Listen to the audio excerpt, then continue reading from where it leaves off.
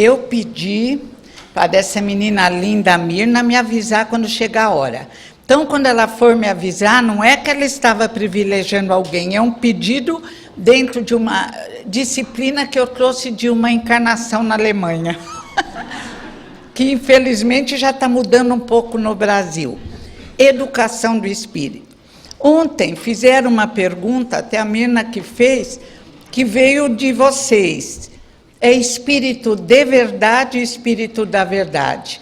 E na hora ninguém soube responder. Sentadinha ali, o que é educação do espírito, o que é mediunidade, o que é dilatação maior do perispírito através da prática da caridade.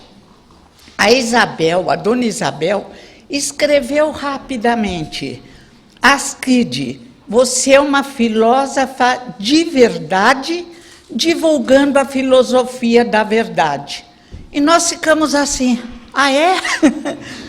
Vocês vejam que na medida em que o indivíduo se desenvolve, que ele se permite o religare com o mundo espiritual, é como o trabalho de Herculano, nos assusta, nos encanta, as intuições vêm, as experiências do passado, e apesar de estudar, de ler, o indivíduo se perde, como Sartre se perdeu, como Simone se perdeu, como os filósofos existencialistas estão ainda fascinados, mas assustados com o ser da Terra, com as possibilidades e a fragilidade do ser, coisa que será evitada com a educação espírita, com o trabalho dos ensinamentos de Jesus de Nazaré, o maior educador de todos os tempos, dentro dos métodos atuais de educação e os ultrapassando.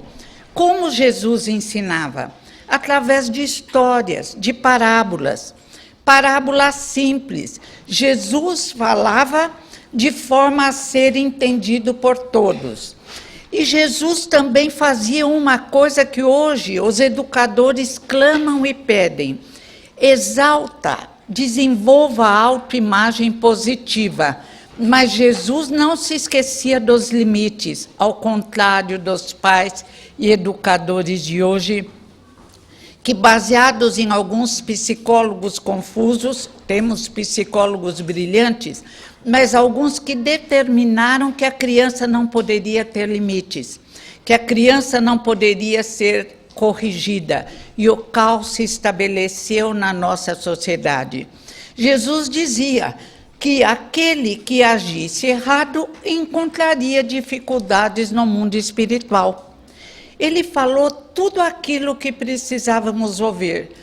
Falou sobre Deus, Pai de amor, a reencarnação, a força do nosso pensamento, preparou-nos, educando os ainda necessitados, crianças muito pequenas. Não entendemos Jesus porque não o praticamos.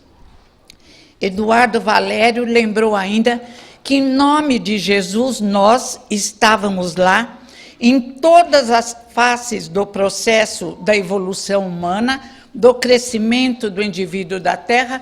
Em nome de Jesus, fizemos coisas estranhas, bizarras, que poderiam ter sido evitadas. E hoje ainda muitos carregam dentro de si os complexos de culpa pelos atos praticados. Mas Jesus sabia até disso e disse: perdoai, não 7, mas 70 vezes 7, convidando-nos a nos compreendermos na nossa ignorância, a nos perdoarmos, mas a não errar mais. Kardec, o grande educador, também apresenta o processo educacional completo, perfeito. Ele diz: é preciso educar a criança que até os 7 anos é mais moldável, é mais educável, é mais maleável. E hoje as pesquisas sobre o cérebro, inclusive aquele do Dr. Norman Doidge, que eu já citei tantas vezes, falam sobre a plasticidade do cérebro, a possibilidade de moldarmos o cérebro por nosso pensamento, não esquecendo que somos pensamento e vontade. e que o cérebro atende às ordens desse pensamento.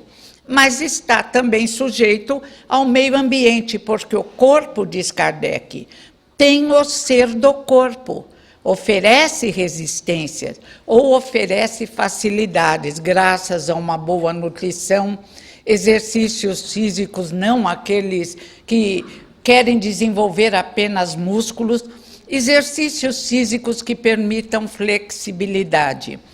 E essa maleabilidade, essa plasticidade do corpo, que atende melhor ao pensamento do educando e daqueles que o educam.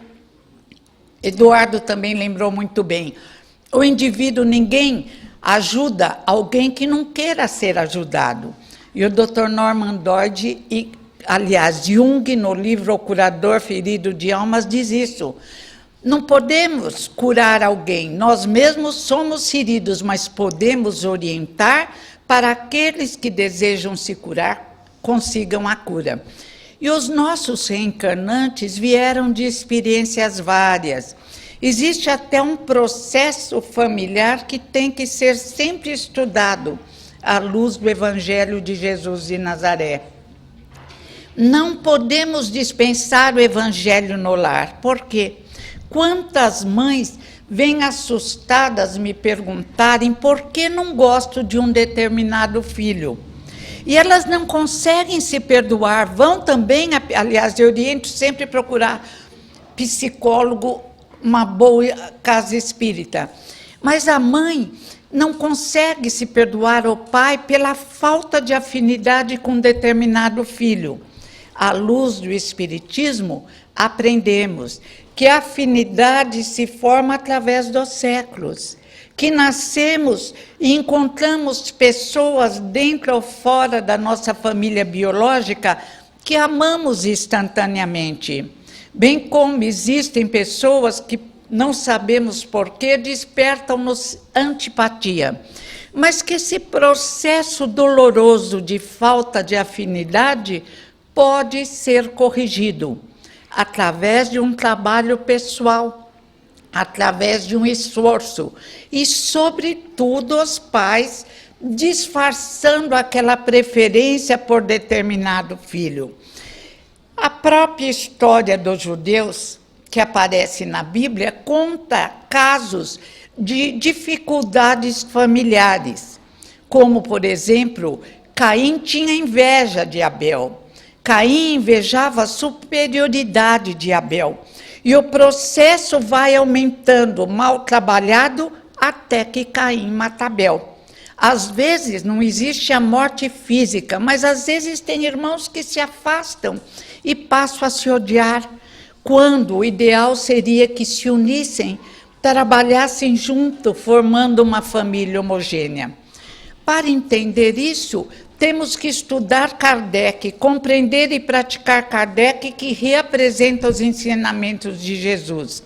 E escolhi um livro de um fiel discípulo de Kardec, de alguém que amou e ama profundamente Jesus e Kardec, que escreveu Revisão do Cristianismo, mostrando o seu amor e compreensão de Jesus, mas que escreveu também Introdução à Filosofia Espírita, apresentado com muita propriedade ontem por nosso irmão Ney, e que me fascina, um pequeno, grande livro. Herculano diz assim: o reencarnante nasce, eu vou completar, vou interpretar e pôr minha colherinha no meio, vocês me desculpem. O reencarnante nasce da necessidade de evolução. Guardem bem isso. Ninguém nasce para pagar dívida, para sofrer. É claro que nós fazemos um planejamento, está no nosso inconsciente, como diria Jung, Freud. Mas precisamos trabalhar-nos para não nos boicotarmos. Outro dia eu vi um moço, tudo para ele dar errado. Eu falei para ele: o que você está fazendo com você? Você precisa de um tratamento com especialistas da Terra e tratamento na casa espírita, porque na realidade você não se permite ter um minuto de felicidade. Então temos que analisar essa dificuldade do reencarnante na Terra. Mas quando o reencarnante vem à Terra, com todo um inconsciente que pode ou não agoniá-lo, que não lhe causará problema se ele se fortificar no Evangelho de Jesus, se ele tiver o apoio de uma família. E o educador Winnicott, que não acredita em espiritismo, creio, deve acreditar hoje, diz assim: o bebê vem à Terra e precisa de muito amor. Quando ele nasce, ele tem que ser recebido com muito amor pela mãe. Agora, no século XXI, nós falamos pelos pais, que o homem assumiu uma postura maravilhosa de pai e mãe, e a mulher de mãe e pai. Os papéis se misturaram, deram as mãos. E, diz Winnicott, ele precisa do aconchego, do amor, mas precisa, desde o início, além da maternagem, da paternagem. E o que é a paternagem? A paternagem, diz Winnicott, é a lei, é a disciplina, é a mãe que educa seu filho para esperar a hora da mamada. É a mãe que mostra, serve de veículo, e o pai para mostrar o mundo ao seu filho. E aí nós temos uma vantagem. À luz da doutrina espírita, mostrar o mundo aos nossos filhos é muito mais fácil e melhor. A reencarnação permite que os coraçõezinhos tenros, porque vestiram a roupagem da inocência, consigam superar essa dificuldade de entender a sociedade difícil que criamos.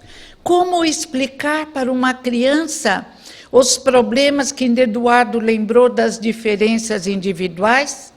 Como eu conseguiria conversar com os meus educandos da AACD durante 16 anos, com paralisias, com distrofias musculares, sem a luz da reencarnação? Eu não conseguiria, não consigo.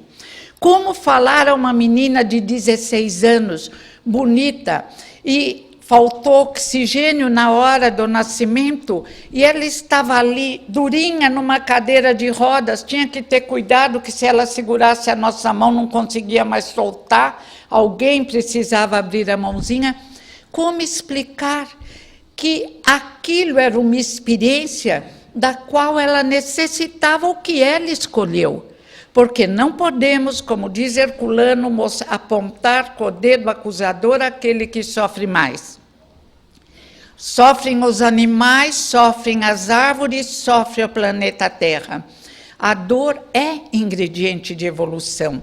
Às vezes, o espírito que se sente demasiado culpado, ele mesmo plasma aquela dificuldade no corpo físico. Às vezes, ele destruiu ligações, nervos importantes do seu corpo físico. Às vezes, ele pode ter escolhido esta experiência que achava melhor para o seu desenvolvimento espiritual.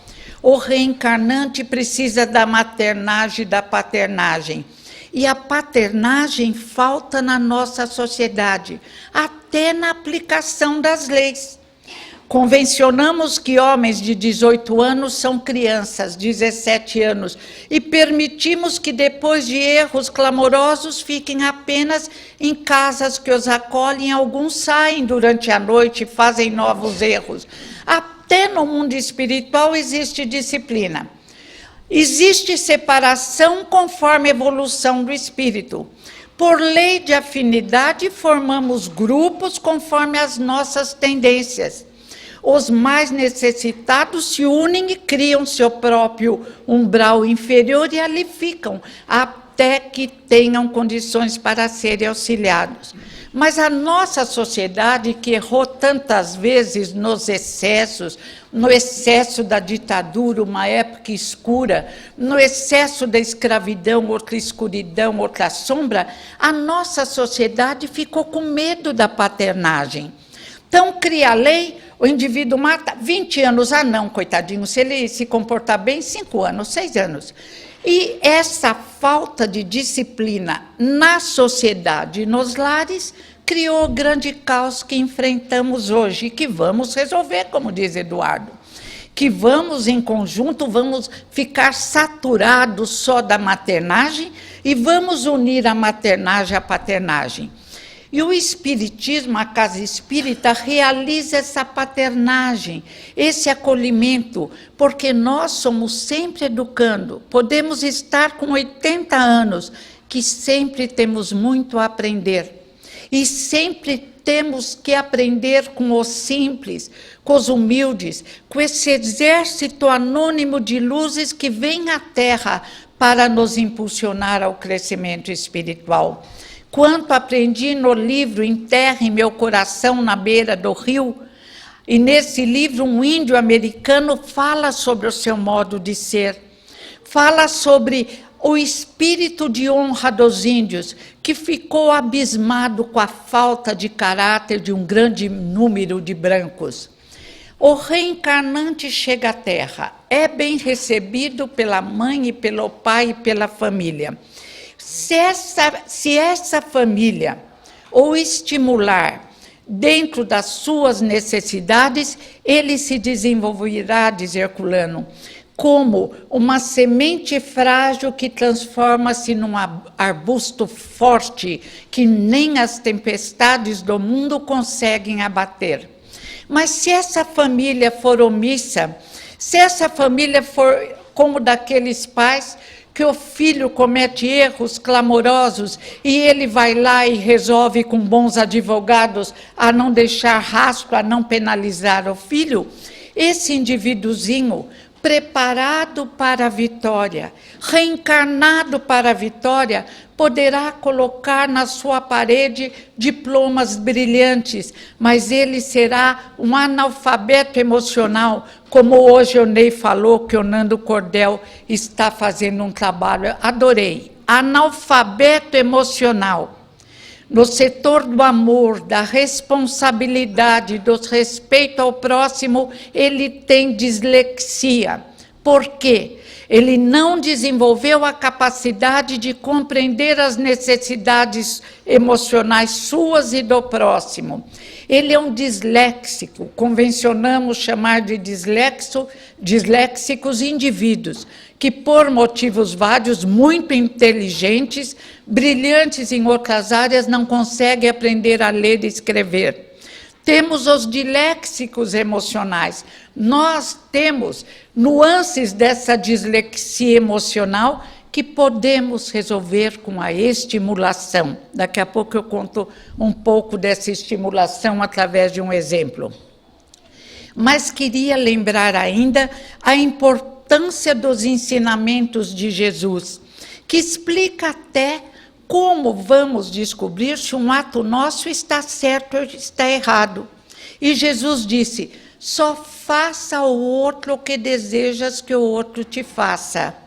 Então, quando as jovens nos perguntam, mas não pode nunca abortar, basta pensar, eu gostaria de passar por esse processo doloroso? Vai estudar como é o processo e verá que não. Se eu não desejo para mim passar por essa experiência dolorosa, eu não posso infringir a ninguém passar por essa experiência dolorosa.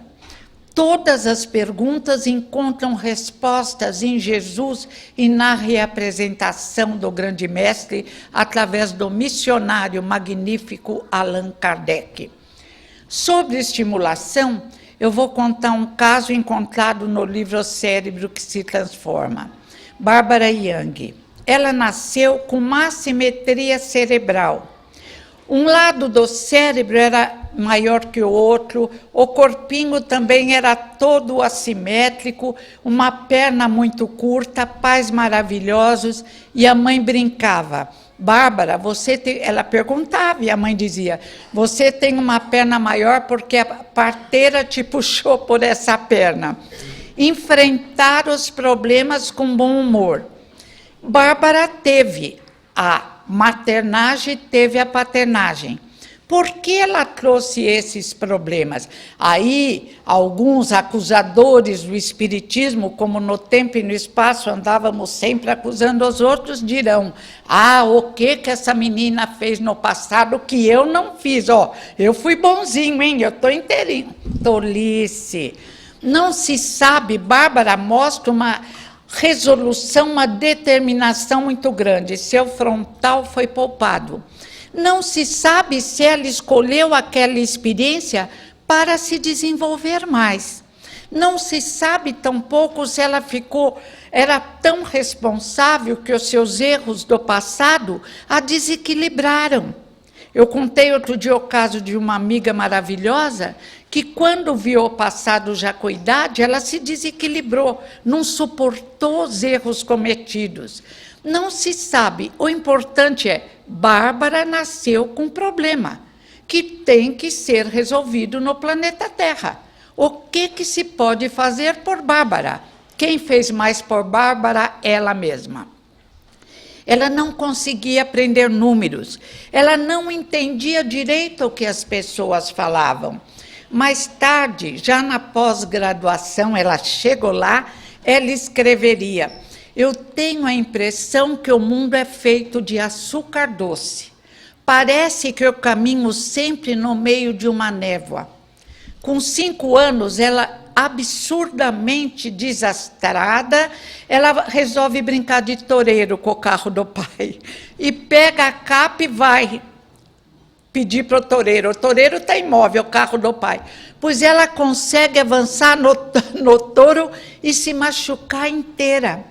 A mãe dela abraça e diz: Bárbara, cuidado, eu quero te abraçar quando você tiver 15 anos. Ela precisa colocar todos os objetos na frente, senão ela se esquece e os perde. A escrivaninha de Bárbara tem montanhas, livros de estudo, caneta, porque ela só pode se organizar dessa forma desorganizada. Mas Bárbara não desiste, o pai e a mãe a amam. E, na minha visão, eles a convidam, o plano espiritual se faz presente, até de modo inconsciente, para auxiliar Bárbara por sua determinação e, mais tarde, pelos resultados obtidos. Bárbara começa a pensar: eu preciso me estimular. E ela encontra, não por acaso, um trabalho de um professor universitário que estuda ratinhos e que coloca um grupo de ratinhos numa jaulinha bem organizada, com rodinha gigante, com uma porção, com botõezinhos que apertam para obter água. Os menos avisados diriam: ah, esse pesquisador está castigando os ratinhos, que homem cruel! Por que não deixa os ratinhos em paz? É assim que encaramos os desafios educacionais. E outro grupo de ratinhos foi deixado em paz. Só bebiam, comiam e dormiam. Depois de alguns meses, quando foram pesquisar com esses aparelhos modernos, ultrassonografia, a cabeça dos ratinhos, verificaram que o cérebrozinho dos ratinhos bem estimulados havia se desenvolvido, que sinapses maravilhosas haviam aparecido, a irrigação cerebral melhorou. E os ratinhos estavam muito inteligentes, aprenderam, e mesmo quando transferiam o botão de lugar, eles descobriam como conseguir água. Aí foram examinar os ratinhos que estavam feitos uma samambaia, como nós tantas vezes desejaríamos ficar na terra. Comer, nos alimentarmos, passearmos e dormirmos. Pobres de nós, se atendesse esse nosso desejo. Os ratinhos estavam com dificuldades intelectuais dentro da visão e capacidade dos ratos. O cérebrozinho dos ratinhos não estimulados como que se atrofiara. Estava pequeno, com dificuldade de irrigação. Bárbara humildemente pensou: eu sou um ratinho pouco estimulado. É claro que não faltara estimulação nessa encarnação, mas ela precisava de mais e mais. E essa menina incrível, com dificuldades na fala, na locomoção, na redação, na compreensão dos números, quantidade maior, menor. Essa menina, que para os menos avisados era uma retardada, resolveu fazer um programa para se estimular. Ela estava na adolescência e conhecia um moço com dificuldades muito grandes também.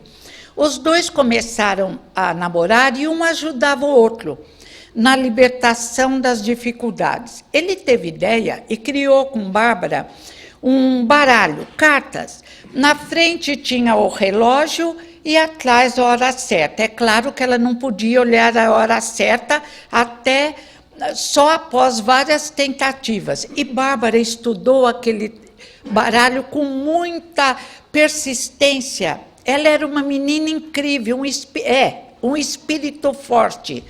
Depois de meses, ela descobriu que aprendera horas, minutos, segundos, que melhorara na organização de suas coisas, que uma faculdade que criança pequena, bebê já desenvolve, de saber que o objeto que sumiu está em algum lugar, se desenvolvera nela, e que melhorara a atenção, a capacidade de trabalho, e embora o mundo ainda fosse uma névoa, como um algodão doce, ela já começava a entender o que as pessoas falavam. Continuou na sua determinação, nos seus estudos, encontrou Lúria. E viu com Lúria, que estudara feridos de guerra, vários casos. Só que Lúria fazia o diagnóstico, mas não apresentava a cura. Mas ela viu um moço que escreveu um diário que fora ferido na cabeça. Um tiro lesara metade do seu cérebro. E o moço se descrevia e falava: viver para quê? Estou mergulhado numa névoa. Perdi a capacidade da lógica. Ele tinha capacidade crítica. Viver para quê? E Bárbara pega esse estudo e fala: nossa, essa sou eu. Eu também, eu era assim, já melhorei, mas posso melhorar mais. E faz um planejamento. Nessa ocasião, ela já havia casado, vivera 2 anos com o namorado, separaram. Logo depois ele desencarna, deve ter continuado a auxiliá-la durante as horas de sono e nas inspirações. Ela organiza no computador todo um trabalho de estimulação das suas dificuldades. É claro que aquela menina fora auxiliada pela espiritualidade superior. Mas ela fica tão bem que ganha prêmios de educadora na Califórnia. E aí, uma idealista, uma moça que desenvolveu o amor, ela funda um instituto para auxiliar crianças, adultos com dificuldades da aprendizagem. Belíssimo exemplo de Bárbara. Mas isso nos remete à falta de estimulação moral da nossa sociedade. Isso nos remete à compreensão de que, como o pensamento não se desenvolveu na compreensão da moral, tão bem apresentada por Valério, encontrada nas leis morais do Livro dos Espíritos, em toda a doutrina espírita e nos ensinamentos de Jesus de Nazaré, apresentados na sua melhor parte no Evangelho segundo o Espiritismo, a nossa sociedade, que é até estimulada no sentido de obter e memorizar informações, a nossa sociedade, com crianças e jovens que nos assombram pelo raciocínio lógico, mas ao qual falta o desenvolvimento moral, a semente do amor, a semente do respeito ao próximo, mas, sobretudo, a visão dilatada que a doutrina espírita nos dá.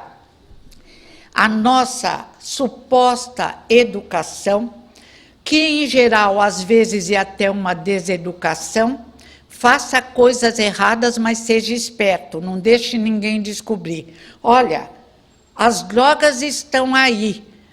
Vamos legalizar? O que é isso? Vamos disciplinar? Vamos auxiliar espíritos frágeis? Vamos contribuir para que as sombras não invadam completamente a Terra. Vamos fiscalizar nossas fronteiras e vamos educar nossos queridos, ou nossos não queridos, ou futuros queridos, para a compreensão da importância de dizer não, para a compreensão do que realmente é válido nessa vida, para a compreensão de que não é só descobrir uma profissão que permita viver com conforto, mas para a compreensão do que também falou Valério hoje, descobrir que precisamos contribuir, dar a nossa parte para a construção de um mundo melhor. E, novamente, a ideia da reencarnação nos auxilia. Vemos irmãos nossos que estão aí acabando com a economia do nosso Brasil, aliás, hoje é a economia de toda a Europa, uma completa irresponsabilidade no respeito às gerações futuras.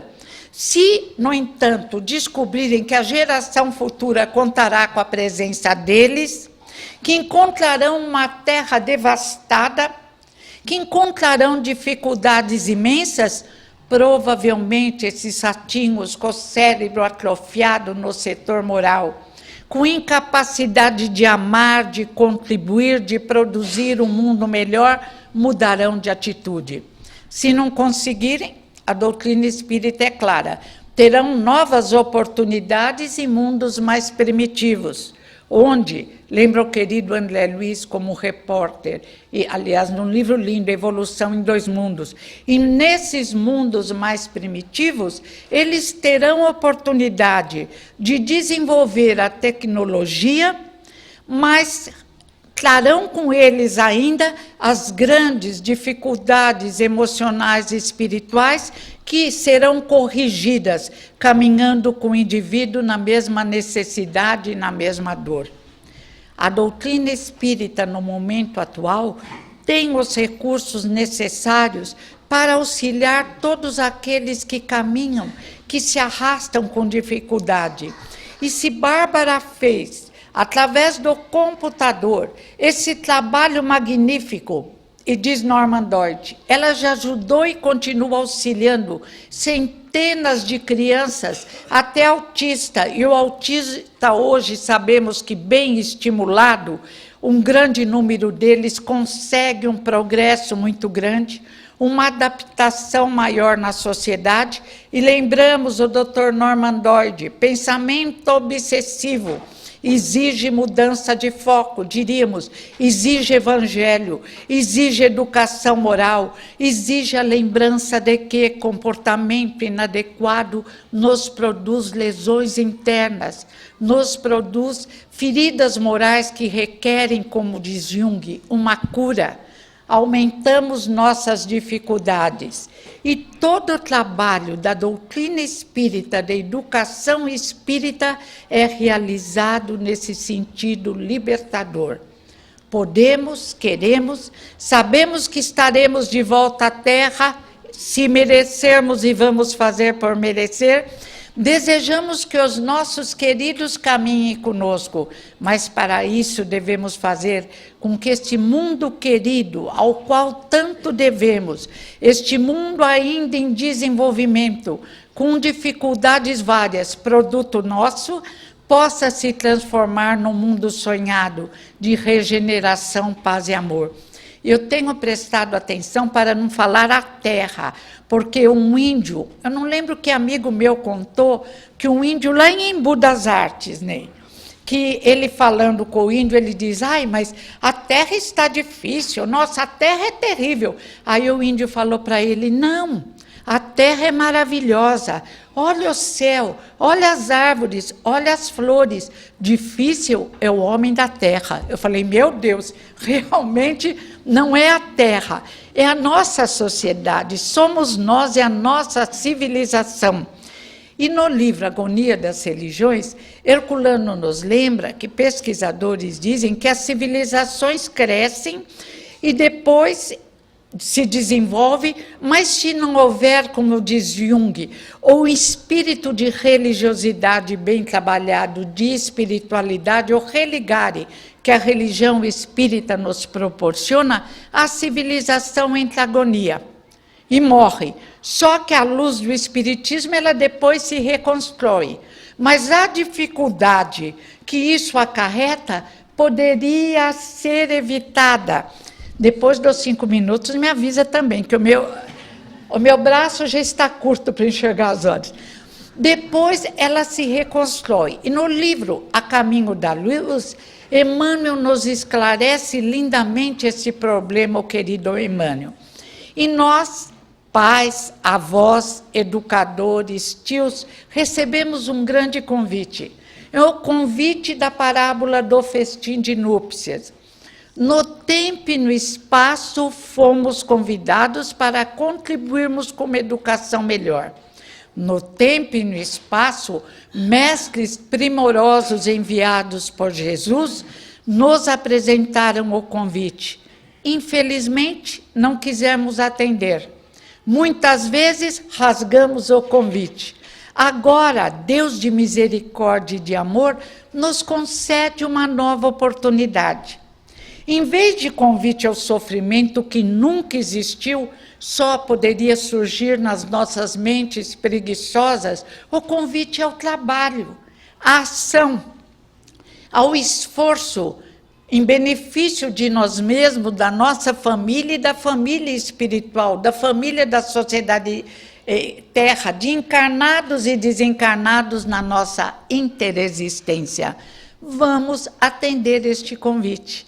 Trabalhar, estimulando-nos para, como Bárbara, conseguirmos, e o Dr. Norman nos lembra, vou repetir, o idoso não pode reclamar da perda de neurônios. Os neurônios são substituídos por outro. Até os sentidos, diz Paul Bayrita nesse mesmo livro, são solidários. O cego, por exemplo, quando perde a visão, ele desenvolve a possibilidade de ler através do braille. E na Rússia, ex-materialistas viram que ele consegue ler pelo cotovelo qualquer parte do corpo físico. Se falta à nossa sociedade a estimulação moral, vamos trabalhar para conseguir. Vamos trabalhar, e a Casa Espírita tem, através da evangelização infantil, um trabalho precioso para que também os cérebrozinhos das crianças consigam um maior número de sinapses, ilumine-se na compreensão de que existe justiça e vai existir amor e respeito, um só rebanho e um só pastor em toda a terra. O convite da parábola do festim de núpcias é a alegria, a comparecer a um grande evento, a um evento onde só é exigido uma veste digna. E como no mundo espiritual a nossa veste é o perispírito, e como só podemos enfeitar e dilatar o perispírito através da prática do bem, vamos atender, à luz da nossa razão, as nossas necessidades espirituais. Amemos o próximo, respeitemos o próximo, amemo-nos, respeitemo-nos e a nossa família, e conseguiremos fazer do nosso perispírito a couraça da fé e da caridade e da esperança, apresentado pelo apóstolo Paulo.